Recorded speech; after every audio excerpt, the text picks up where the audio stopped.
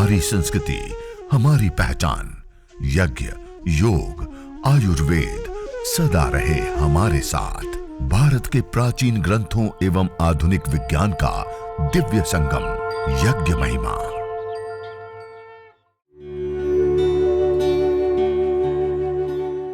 भारतीय संस्कृति में यज्ञ, योग एवं आयुर्वेद जैसी अमूल्य विद्याएं हैं, जिसका मूल है वेद। इतिहास की ओर दृष्टि डालें तो भगवान राम, भगवान कृष्ण से लेकर राजा महाराजाओं, ग्रामवासियों व अरण्यवासी ऋषियों की कुटियों तक नित्य व नैमित्तिक यज्ञों का प्रचलन देखने को मिलता है। तो इसी प्रकार से इसको भी आप हवन द्रव्य के रूप में या फिर इसको ऐसे ही घी के साथ जलाकर जो भस्म बचे, उस भस्म को जब हम अपने शरीर में लेपन करते हैं तो किसी प्रकार के जो स्किन डिसीज है, सोराइसिस, एक्जिमा या कुष्ठ रोग जैसे जो घातक रोग है, तो उसमें भी बहुत अच्छा लाभ हमको मिलता है। साथ में आप काढ़े के रूप में, जैसे मैंने शुरू में ही कहा, काढ़े के रूप में इसको आप पान करें या अन्य इसको रस के रूप में। और इसके तो जो जड़ है वो तो बहुत ज़बरदस्त है, जो हमारी एक प्राचीन परंपरा रही है कि इसको दातुन के रूप में भी अभी भी ऐसे कई क्षेत्र है जहाँ पर प्रयोग करते हैं इसके जो जड़ है, क्योंकि उसमें नेचुरल झाग होता है और वो झाग हमारे दांतों को मजबूत देने के लिए बहुत ही उसमें प्राकृतिक रूप से उसमें वो झाग डाला गया है। तो ऐसे जो प्रकृति से मिली हुई जो औषधियाँ इत्यादि हैं, तो उसको हम जब अपने जीवन के साथ जोड़ते हैं तो निश्चित रूप से हम कहीं ना कहीं रोगों से हम बचे रहते हैं, कहीं ना कहीं हम बीमारियों से बचे रहते हैं। तो आप इस प्रकार से धुनी दे अपने, कहीं पर भी घर में बैठे हैं, कहीं पर भी, चाहे आप सामूहिक में हो या अकेले हो, तो इस प्रकार से जो हवन द्रव्य है या रोगानुसार जो द्रव्य है उसको आप इस प्रकार से जब अग्नि मंद पड़ जाए, जिसको हम ब्रह्म अग्नि बोलते हैं, ये अग्नि इसमें प्रसुप्त रूप में अभी बैठी हुई है, तो इसको ब्रह्म अग्नि बोलते हैं। इसमें हम, जैसे मैंने सामने अभी आप देखें कि सामग्री डालकर इसमें धुनी हमने तैयार किया। अभी यहाँ पर बैठकर हम प्राणायाम करें, ध्यान साधना। इसके बाद आप ब्रह्म यज्ञ कर सकते हैं। ब्रह्म यज्ञ अर्थात उस परमपिता परमेश्वर को ध्याते हुए कि वो हमारे शरीर के प्रत्येक रोम रोम में वो बसे हुए हैं और हमारे इस पिंड के साथ साथ संपूर्ण इस संसार में वो व्याप्त है। तो ऐसे उनको हम ध्याते हैं। जैसे महर्षि पतंजलि जी ने योग दर्शन में योग के 8 अंग बताए गए हैं, यम, नियम, आसन, प्राणायाम, प्रत्याहार, धारणा, ध्यान और समाधि। तो ध्यान की जो बात कही गई कि किसी भी एक स्थान में, तत्र प्रत्येकतान तत् ध्यानम, कि किसी एक स्थान में हम जब अपने मन को टिका कर रखते हैं तो वही ध्यान है। तो उसी ध्यान को जो महर्षि पतंजलि जी ने बताए, उसको आप यहाँ पर बैठकर कर सकते हैं। यदि हमारे शरीर में कहीं पर भी कोई व्याधि है, कोई रोग है, तो आप वहाँ पर ध्यान लगाएं। तो उससे क्या होता है, हमारे शरीर में जो शक्ति है, जो ऊर्जा है, वो ऊर्जा का प्रवाह उस ओर होता है, उस ओर डाइवर्ट हो जाता है, कन्वर्ट हो जाता है और अधिक से अधिक हमको लाभ पहुंचाने का, उस रोग को, उस बीमारी को दूर करने का सामर्थ्य हमारे अंदर आ जाता है। तो हम इस प्रकार से हवन कर कर फिर ध्यान करें, साधना करें। कुछ समय अपने आप को हम देखें, यदि स्वस्थ हैं तो हम और आगे बढ़ें, यदि अस्वस्थ हैं तो हम अपने रोगों को पहले निवारण करें। तो बैठकर आप ऐसे प्राणायाम भी कर सकते हैं, डीप ब्रीदिंग।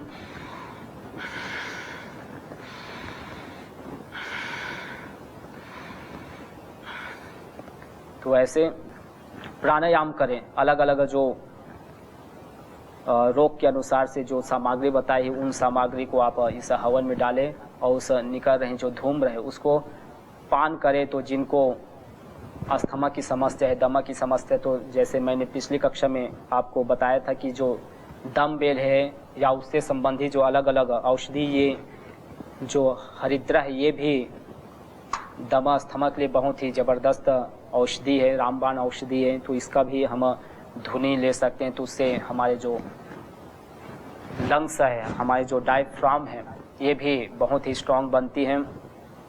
तो प्राणायाम करें, भस्त्रिका प्राणायाम करें। जिनको बड़ा रोग है, जिनको दमा स्थमा संबंधी, तो वहाँ बैठकर जब हम भस्त्रिका करते हैं तो अधिक से अधिक हम उस वातावरण में जो हर्बल्स, जो औषधियाँ हैं, उसको हम अपने अंदर धारण करते हैं। तो हमारे शरीर में किसी प्रकार की कोई विकृति है, कोई बीमारी है, तो वो धीरे धीरे छंटते जाते हैं। जैसे प्राणायाम के लिए कहा जाता है कि दह्यन्ते ध्याय माना नाम धातु नाम ही यथा मलाह तथेन्द्रिया नाम ही दह्यन्ते दोषः प्राणस्य निग्रहात्। जैसे हम कच्चे जो स्वर्ण होता है उसको जब खदान से निकाला जाता है, खान से निकाला जाता है, तो उसमें नाना प्रकार की अशुद्धियाँ होती हैं, अन्य और उसमें तत्व मिले होते हैं, अन्य उसमें मिट्टी इत्यादि पत्थर सारे मिले होते हैं। तो जब उसको भट्ठे में तपाया जाता है, जब उसको अत्यधिक लौह युक्त अग्नि में उसमें तपाया जाता है, तो अपनी जो अशुद्धियाँ हैं उसको वो खो देती है और पूर्ण रूप से शुद्ध हमको स्वर्ण प्राप्त हो जाता है। उसका जो लालित्य है वो हमको पूर्ण रूप से प्राप्त हो जाता है। वैसे ही जब हम इसमें अलग अलग रोगों के अनुसार से हवन सामग्री डालते हैं, इसमें अलग अलग रोगों के अनुसार से हम द्रव्य को डालते हैं, तो हमारे जीवन में भी किसी प्रकार की यदि कोई बीमारी, कोई रोग है, तो भी धीरे धीरे छट जाता है, क्योंकि हम इसमें बैठकर प्राणायाम करते हैं, हम डीप ब्रीदिंग करते हैं। और प्राण को तो भैषज्य कहा गया है, आवात वाही भेषजम विवात वाही यद्रप त्वम ही विश्व भेषजो देवानाम दूत ये से। यह जो हम प्राण अपने अंदर धारण करते हैं ये भैषज्य है।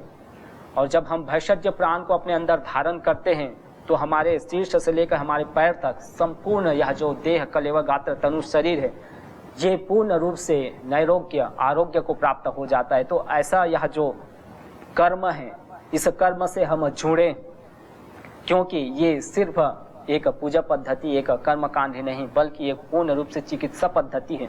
हमारी स्वयं की तो चिकित्सा होती ही है, साथ में इस प्रकृति की भी चिकित्सा होती है। और सिर्फ इससे चिकित्सा या रोग निवारण ही नहीं होता, बल्कि इससे खेती भी होती है। कृषिश्च में यज्ञ कल्पताम पृथ्वी भस्मना प्रीण, पृथ्वी च में यज्ञ कल्पताम, यह जो स्तुति की गई, यह जो प्रार्थना की गई वेदों में कि हम इस यज्ञ के माध्यम से इस जो धरती माँ है, वसुंधरा माँ है, माता भूमि पुत्रो हम पृथिव्या पर्जन्य पिता सौन पिपर्तो, यह जो वसुंधरा है ये हमारी माँ है और जो जल है ये हमारे पिता है। दोनों के संयोग से ही हमको अन्न प्राप्त होता है, हमको ये सारे फल फूल अनाज प्राप्त होते हैं। जैसे माँ और पिता के संयोग से ही हमारा यह जो शरीर है इसका निर्माण हुआ है, वैसे ही इस धरती और जल के संयोग से ये हमको नाना प्रकार के अन्न फल फूल अनाज इत्यादि प्राप्त होते हैं।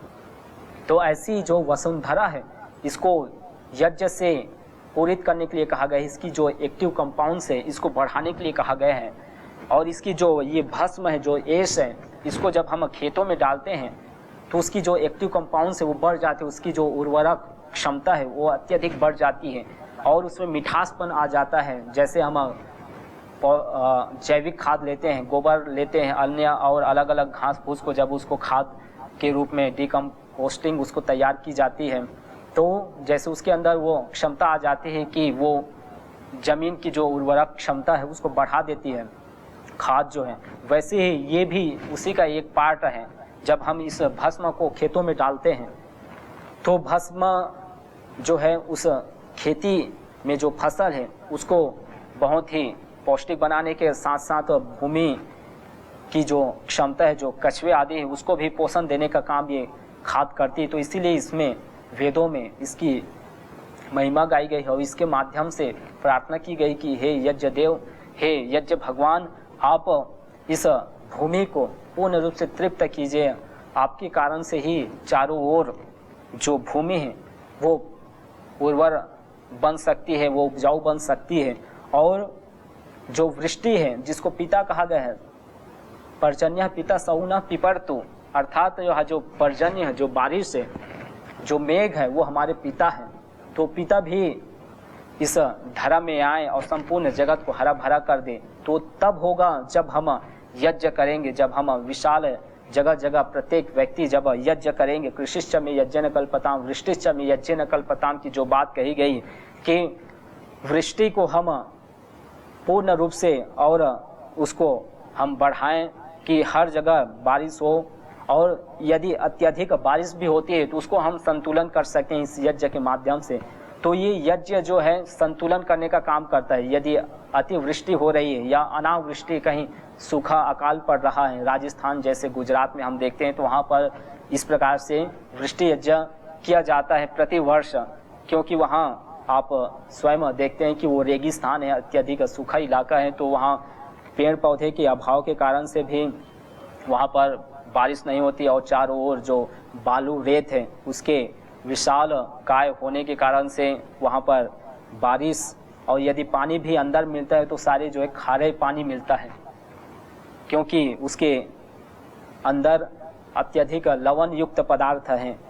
तो इस कारण से उधर वृष्टि यज्ञ किया जाता है जिससे कि बारिश हो, और बारिश निश्चित रूप से होती है। हम भी वहाँ पर, मैं भी वहाँ पर गया था और देखा कि सचमुच में वहाँ पर अगले साल भी बारिश हुई थी, और जिस समय हम गए थे तो उसके कुछ सप्ताह बाद बारिश वहाँ पर बहुत ही तेज हुई थी।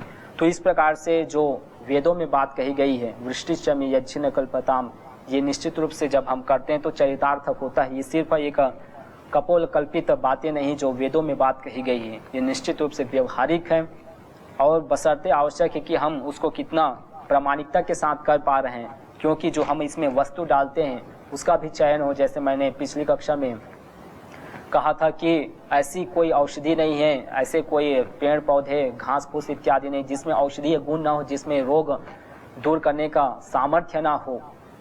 तो सबके अंदर कहीं ना कहीं कुछ न कुछ गुण है, सामर्थ्य, बशर्ते आवश्यक है उसको हम ठीक ठीक समझे, ठीक ठीक उसका उपयोग लें। और यहाँ पर जैसे श्रद्धेय आचार्य जी भी कहते हैं कि यहाँ पर यदि कोई रोगी आता है पतंजलि योग पीठ में और उसको हम ट्रीटमेंट नहीं दे पाते हैं, उनका रोग जो हो गया है उसको निवारण यदि हम आयुर्वेद के माध्यम से नहीं दे पाते हैं, तो इसमें ये कभी भी अपनी बुद्धि विवेक नहीं बनाना कि आयुर्वेद में कमी है जिसके कारण से हमारा रोग दूर नहीं हुआ। ये कभी भी हमारे मन में ना आए, क्योंकि आयुर्वेद तो पूर्ण आयु देने वाले, पूर्ण हमको स्वास्थ्य देने वाला है। यदि कमी है तो हमारे अंदर कमी है कि हम समझ नहीं पाए इस रोग के कारण को और इस औषधियों के गुण को, कि हमको कितनी मात्रा में आप उस रोग के निवारण के लिए देना था, या कितनी औषधि, कौन कौन सी औषधियों का सम्मेलन कर मिश्रण कर हम आपको दे पाते। तो ये ज्ञान की कमी हमारे अंदर में है, इस आयुर्वेद में नहीं है, इन जड़ी बूटियों में नहीं है। तो इसी प्रकार से जो हम हवन करते हैं, अग्निहोत्र यज्ञ करते हैं, तो इसमें भी हम कितनी मात्रा में हवि द्रव्य लेते हैं, कितनी मात्रा में हम समिधा लेते हैं, कितनी मात्रा में हम घी लेते हैं, और कितनी उसमें पवित्रता है, शुद्धता है, कहाँ से हमने लिए। तो ये सभी इसमें सावधानियाँ बरतनी पड़ती, उसमें हमको ये सारे देखना पड़ता है कि कहीं वो शुद्ध है कि अशुद्ध है, या कितनी मात्रा में हम डालें जिससे कि वो अत्यधिक और भैषज प्राण ऊर्जा को धारण कर पाए। तो इन सब को हम देखते हुए यज्ञ यदि करते हैं तो पूर्ण रूप से, निश्चित रूप से हमको ये पूरा लाभ मिलता है। और अलग अलग, जैसे हम चरक सुश्रुत की बात करें तो उसमें तो पूर्ण रूप से धुनी की बात कही गई है कि जो औषधि है उसको हम धुनी दें। जैसे सोंठ है, तो सोंठ को यदि हम इसमें डालते हैं, प्रथम यदि मैं बात कहूँ खान पान की, तो सोंठ का स्वभाव है कि वो कफ का निस्सारक होता है, वो तिक्त होता है। तिक्त अर्थात तीखापन, यदि उसको खाते हैं तो हमारे शरीर में जो पित्त है वो बढ़ जाता है, हमारे शरीर में गर्मी बढ़ जाती है। तो जब सोंठ को हम इस प्रकार से काढ़े के रूप में लेते हैं या पेय के रूप में लेते हैं, चाय के रूप में लेते हैं, तो हमारे शरीर में यदि कफ बढ़ गया है तो उसको दूर करके हमारे शरीर में एनर्जी लाता है, हमारे गले को ठीक करता है। तो उसी सोंठ को जब हम इस अग्नि में डालते हैं तो हमने अनुभव किए और ऐसे बहुत सारे प्रयोग भी किए कि यदि हम सोंठ को इस अग्नि में डालते हैं तो उसको जब हम धारण करते हैं या उसके पास में जब बैठते हैं यज्ञ के पास में, तो हमारे गले में भी जो कफ है उसका निस्तारण होता है, वो धीरे धीरे छट जाता है, हमारा जो गला है वो खुल जाता है, हमारे जो कंठ है वो मधुर हो जाता है। तो इस प्रकार से जो महिमा गाई गई है वो निश्चित रूप से एक हमारे लिए बहुत बड़ी विधा है, हमारे लिए बहुत एक साधारण विधान है कि जिन औषधियों का हम सेवन जिन रोगों के निदान के लिए कर रहे हैं, उन्हीं औषधियों को यदि हम इस हवन में डालते हैं, इस यज्ञ की जो समिधा अग्नि उसमें यदि डालते हैं तो वही लाभ मिल जाता है। ये कितना हमारे लिए एक आश्चर्य की बात है कि जो हम लेते हैं ठोस रूप में, द्रव्य रूप में, उसी को यदि हम गैस रूप में लेते हैं तो वही लाभ मिलता है। तो ये बहुत बड़ी विधा है, बहुत हमारे लिए एक ऋषियों की देन है कि ऐसे जो यज्ञ जिसके माध्यम से जैसे इंजेक्ट देते हैं, कोई सुई लगाते हैं, तो वो ब्लड के माध्यम से हमारे शरीर में पहुंच कर हमको तुरंत लाभ देता है। क्यों? क्योंकि वो सूक्ष्म है। जो हम भोजन लेते हैं, वटी इत्यादि लेते हैं या अन्य और काढ़ा लेते हैं, तो वो हमारे शरीर में जाकर उसका पाचन होता है, और पाचन होने के बाद हमारे जो सप्त धातु हैं उनमें वो परिवर्तित हो जाते हैं हमारे शरीर में ब्लड के माध्यम से। वो उसके बाद 2 घंटा 3 घंटे बाद वो हमारे शरीर के प्रत्येक अंग में पहुंच पाता है। लेकिन जो जल है, जल को जब हम लेते हैं तो वो कम समय में उसका पाचन हो जाता है और पहुंच जाता है। लेकिन उस जल से भी जो हल्का वायु है उसको जब हम पान करते हैं, उसको जब हम लेते हैं तो उसका पाचन हमारे इस पेट में नहीं होता है, उसका पाचन हमारी इस श्वास के माध्यम से हमारे लंग्स फिर हार्ट में जो ब्लड का सर्कुलेशन है, जो पंप है, उस पंप के माध्यम से शरीर के प्रत्येक सेल से तक प्रत्येक जो टिश्यूज़ है और उसके अंदर जो अलग अलग क्रोमोसोम है, माइक्रोकॉन्ड्रिया है इत्यादि जितने भी पार्ट है, उन पार्ट को सबको एनर्जी देने का काम ये वायु करते हैं। इसीलिए तो सबसे अधिक किसी की आवश्यकता होती है तो वायु की होती है। और वो वायु आज अशुद्ध हो चुकी है, आज वो दूषित हो चुकी है। आप देखते हैं अलग अलग शहरों में हमको सुनने को मिलता है कि दिल्ली जैसे शहरों में, और दिल्ली ही नहीं और अलग अलग भारत के ऐसे बहुत सारे शहरें जो प्रदूषित हो चुकी है। तो उसको शुद्ध करने का अभी वर्तमान समय में यदि कोई परमानेंट साधन है तो यज्ञ है।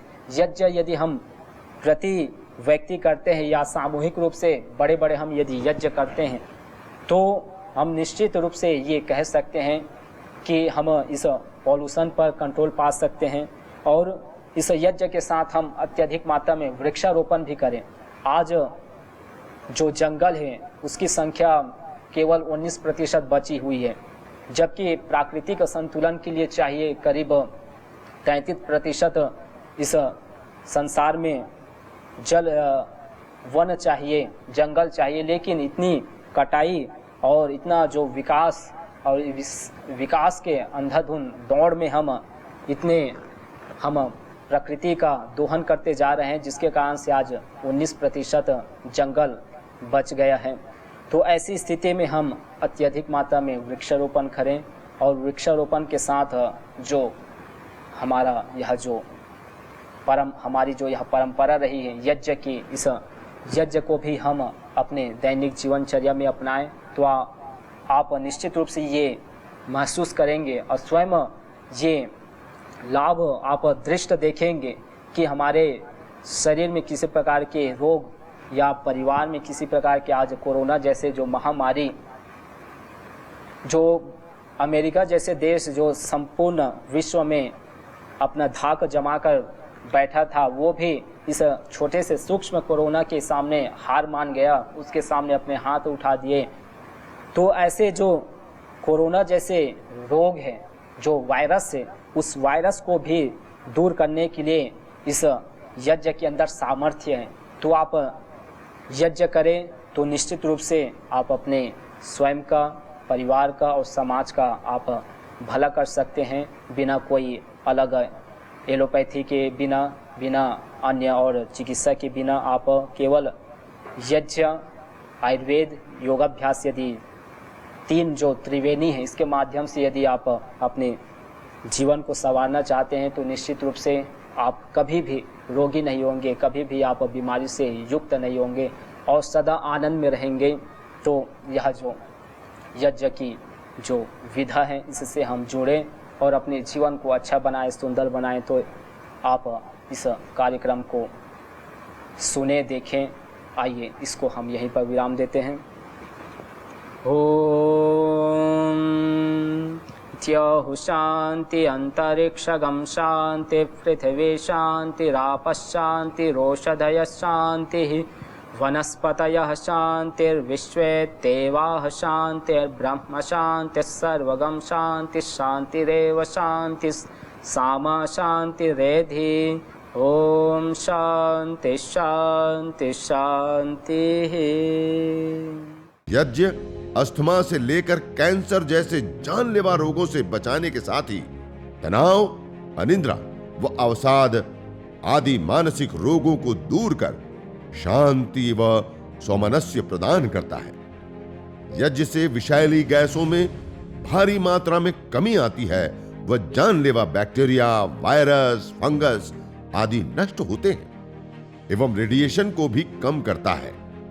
यज्ञ भूमि की उर्वरा शक्ति एवं फसलों में एक्टिव कंपाउंड को बढ़ाता है तथा रोगों की रोकथाम भी करता है।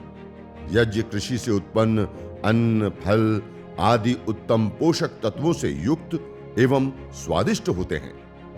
यज्ञ उत्तम वर्षा करने वाला तथा जलाशयों का शोधन करने वाला होता है। यज्ञ जड़ एवं चेतन दोनों में सात्विकता का संचार करता है।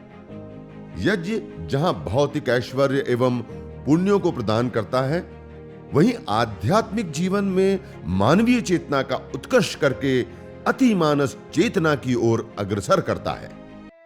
यज्ञ भारतीय संस्कृति की मुकुट मणि है, प्रतीक है, मूल है। मानव जीवन के हर पहलू के साथ यज्ञ जुड़ा हुआ है, चाहे वह संस्कार हो, चाहे पूजा पाठ या फिर पर्व से लेकर हर शुभ अशुभ अवसरों में भी यज्ञ करने की सार्वभौमिक, वैज्ञानिक एवं पंथ निरपेक्ष पावनी परंपरा रही है।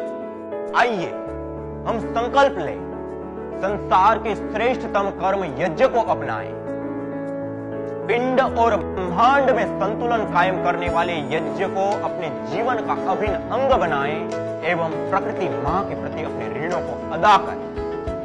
विश्व स्वास्थ्य का एक नारा, यज्ञ से होगा जग उजियारा।